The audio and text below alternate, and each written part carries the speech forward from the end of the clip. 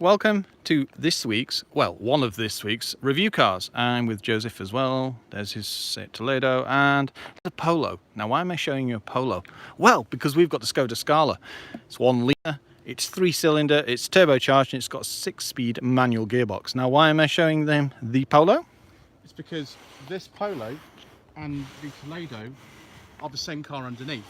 Likewise, the Scala and the new Polo, this is a previous generation Polo, the 2018 Polo onwards. This is the same car as one of those Polos underneath. So it's built on exactly the same platform? Same platform. Just stretched a bit? Stretched a bit, yeah, absolutely. As you can see, it's a brand new car, isn't it? So you've never seen anything quite like it. It does have similar looks to the Rapid Spaceback, doesn't it? Yeah, the old Rapid Space, but particularly the higher trims, like the SE Sport and Monte Carlo, kind of look like this. But as you can see, we've got a rounded back end, which you not really. I mean, the only thing I've seen that's similar to it on a side profile is, but this is more rounded, is the Karoq, because it looks a bit like a car SUV. It's a very clever design. It really utilises space, doesn't it? There's a lot of space in the back. I mean, if we open it up. As you can see, you've got Skoda logo there, Scala there, and on the higher trims, you even get the glass that goes all the way down to here. That's right, yes. Very easy to get in and out, no problem. This seat is set up for Ben. It is. Ben is 6'3", and I'm 5'11", and I've got loads and loads of room in here. As you can see, you've got this extra window as well, so you've got more light, haven't you, Joseph? That's even right. with privacy glass. You've got a bit more light than you would do in, say, a Toledo or Rapid. More like a electric windows, decent sized door bins. And then we've got the cabin, which is a big upgrade from the older cars, from the Polo and the Toledo and Rapid Spaceback. Got soft touch materials on the door tops. You certainly have. You know, in the back of your Toledo, are your back windows one touch? I don't know. Because these are. Because I did it today and I was quite surprised. You don't really see that often. I don't normally open them. I always do. Yes, so I'm gonna speak a bit louder because I know if I don't do that, then no one can hear me. The dashboard is soft touch materials. It is. You've got an engine start stop on this, but for some reason no keyless entry, which neither of us can fathom. It's bizarre. So there's no keyless entry on this car, but there is keyless stop and go, which I don't know why you need that, but it's here. It is cool and works. It is. I have driven one of these cars. I've driven an SE. But with a different engine and gearbox. There's also a 1.5 turbo petrol with 150 horsepower and an automatic gearbox, and a 1.6 diesel with 115 which brake horsepower. What, the Scalas? Yeah, there's a diesel as well. Oh, I hadn't seen any of those yet. I don't think the diesel's going to be very popular because this car it's strong. Its strongest engine in my opinion is the 3-cylinder 1 litre turbo. Yeah. The thing about the 1.5 is that it increases the cost of the car considerably.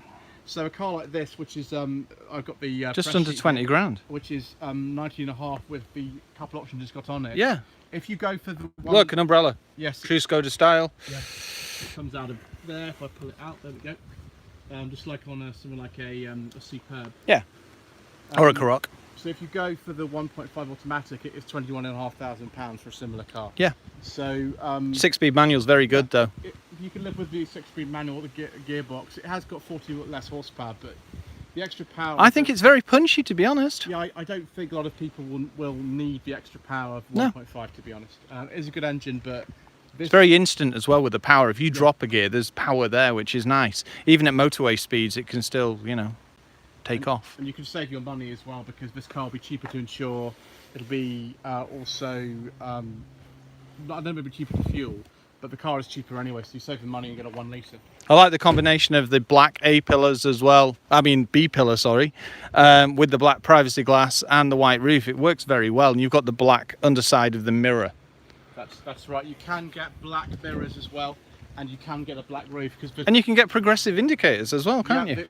The car that I have was also an SE with 1.5 automatic that had black mirror caps, a black roof, and scrolling indicators at the back. There we go. You don't need the scrolling indicators really, unless you want to look like you're cool. That's really all it does. It just looks cool. They do highlight quite well on a motorway, though. You do spot them very easily. So all Scalas have partial LED headlamps. Yeah. We've got deep daytime running lights with LEDs, which are just here. No parking sensors on this model either. You get the front ones on the SCL. Yep. Standard across the range is the rear ones, like on this car, and then a reversing camera is an option on this car as well. I like the front of this as well. It's very in keeping with the existing Skoda range, with the chrome and the plastics, but with the addition of the LEDs and here. Yes, it does. With the daytimes above it. It does look, Fabio, you sort of see the differences, but this car's... I think the back looks very focus. It does, yeah. I've been trying to work out what it is, because it's got that black rear spoiler around it as well, hasn't it? Yeah. Like side spoiler. This car is considerably bigger though than the Fabio. It's a lot bigger.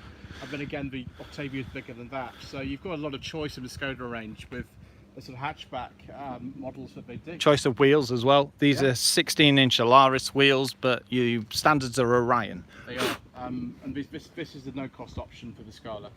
But yeah, you can get things like keyless entry. It's also got lane keep assist, and the infotainment system on here is very good. Really good in this car. So there we go. That's the infotainment.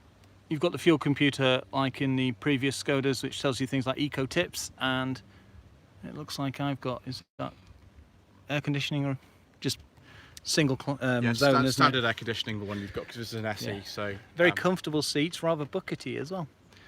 It's very well finished off in here, and the fact there's, look, soft touch plastics on top of the door. And they gave you an adapter for your phone because this has USB-C connectors. A lot of cars have that now, don't they? Yeah. I think Volkswagen Group are going that way, aren't they? Yes, they are. So there you go. This is what we've got this week. We've got it till, well, 7 days from today.